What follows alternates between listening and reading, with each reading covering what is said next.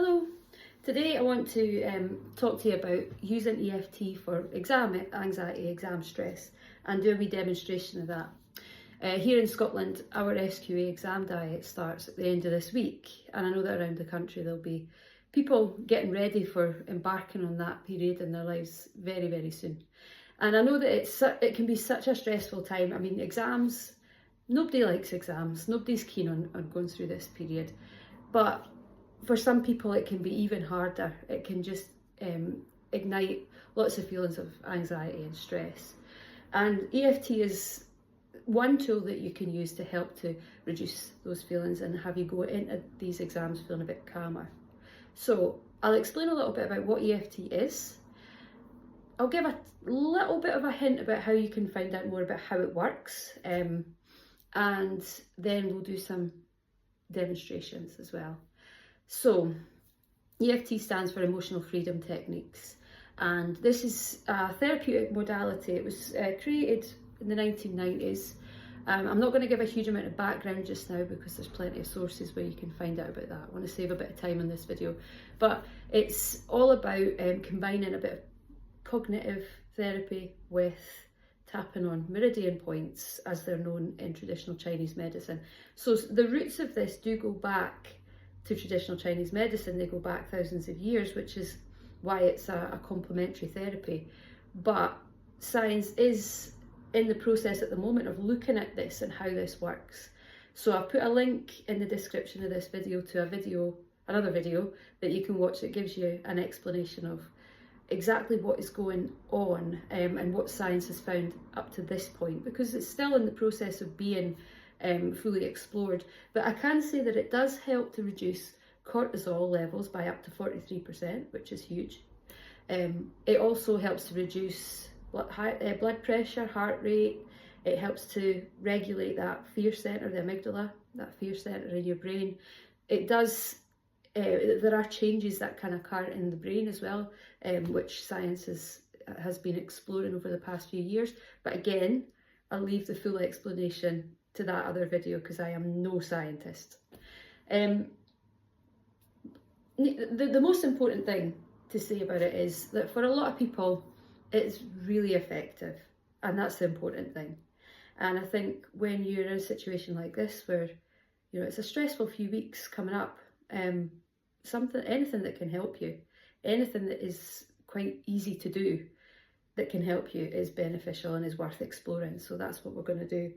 As I say, it is quite easy to do. That's the best thing about it. It's easy to learn and it's easy to apply. It does look odd. I'm not going to lie, it looks weird. My first impressions of it, I think most people's first impressions of it, most practitioners when they first encounter it are a bit like, really? How can you possibly just tap on areas in your face and upper body and expect shifts to occur? But you can, it turns out. So I'm going to show you how to do it, and you can have a go and see how this works for you.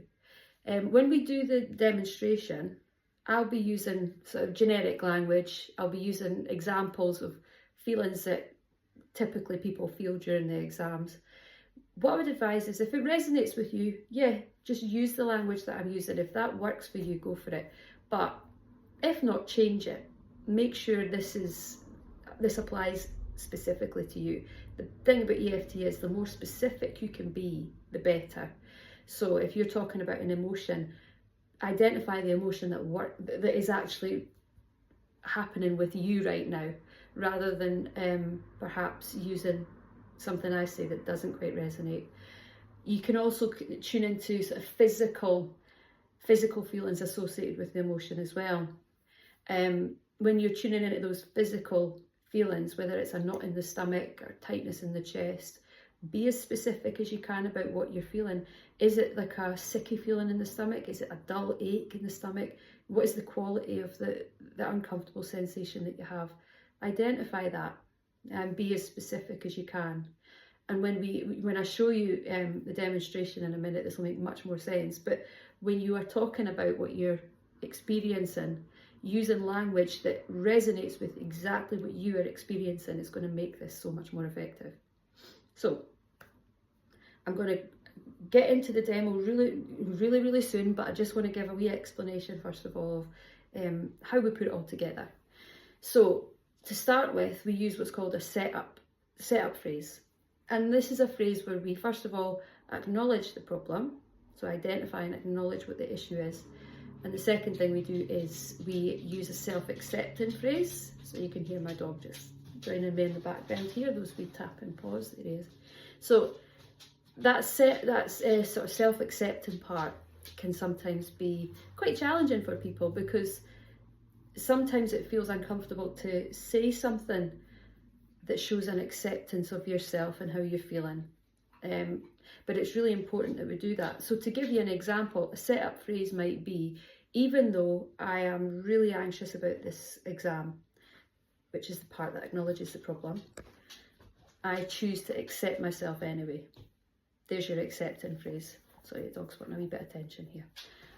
So those words there, I accept myself anyway. I tend to use those words initially with people because I think that's quite neutral. I think it's easier to say I accept myself than I deeply and completely love and accept myself, which is another way that you can put it. And that again is a really nice phrase to use if you're comfortable using it. But you might also say something like, even though I am very anxious about this exam, I choose to accept myself anyway, or I choose to work through those feelings. Something that shows that you are still, even though we're acknowledging there's an issue here, we're still accepting ourselves. We're still showing ourselves that self-compassion. By doing that, again, you're regulating that nervous system and bringing that into alignment so that you can start to move through it.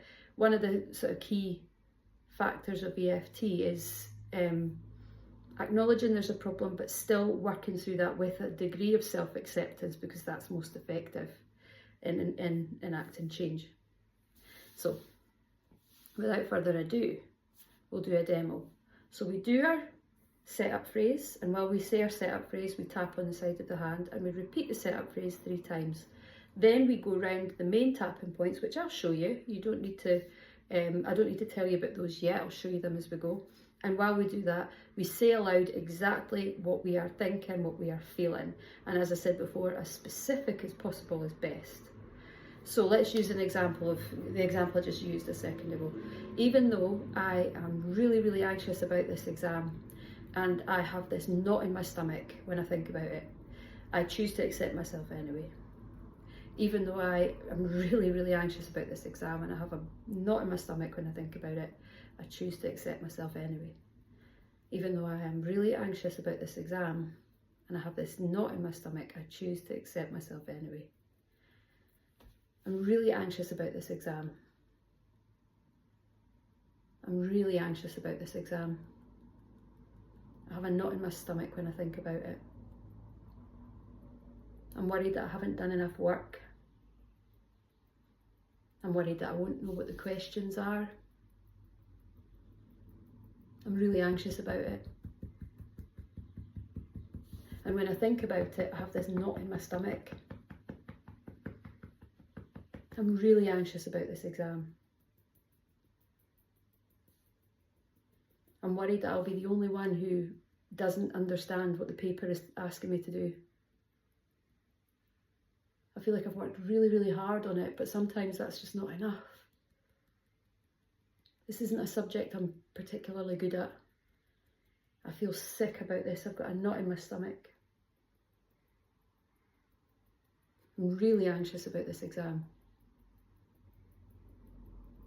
I don't want to do this exam. I just want to run away from it. I feel sick. I can't sleep at night for worrying about it. I feel really sick about it. This knot in my stomach. This anxiety about this exam. This anxious feeling about this exam. I'm so worried about it. I feel sick. Got such a deep knot in my stomach. I can feel this knot right at the top of my stomach. I'm so anxious about this exam. So what's happening here is by talking about the problem, we're focusing on it. We're not forgetting about it. We're using, I mean, it could be that you just use a reminder phrase, the same reminder phrase all the time, like this exam anxiety, this exam anxiety, this exam anxiety. That's fine. You know, if it just keeps your mind focused on it, because that's what we want while you're tapping. We want you to be focusing on it. And while you're tapping and focusing on this issue, by tapping, you're sending your brain a signal that you're safe.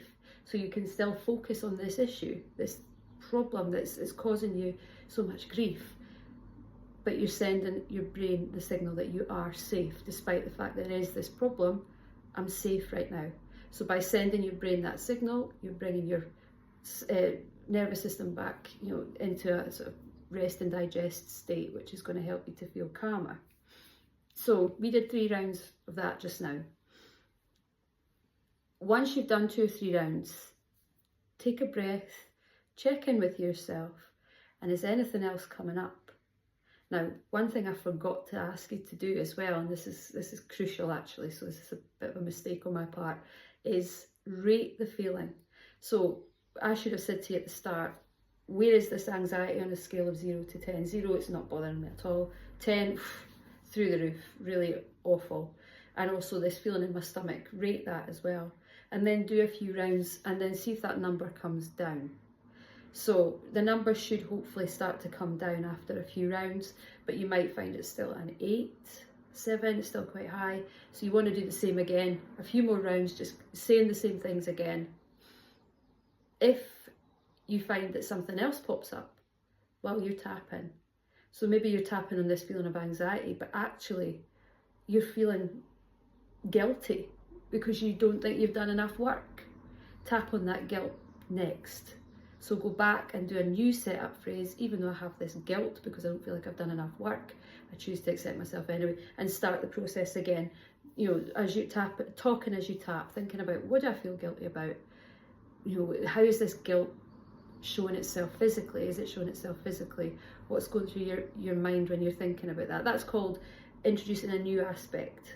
So by tapping on the guilt, you're tapping on a new aspect, which is hopefully going to in turn alleviate the anxiety as well, if that makes sense. So regularly stop and check in with yourself.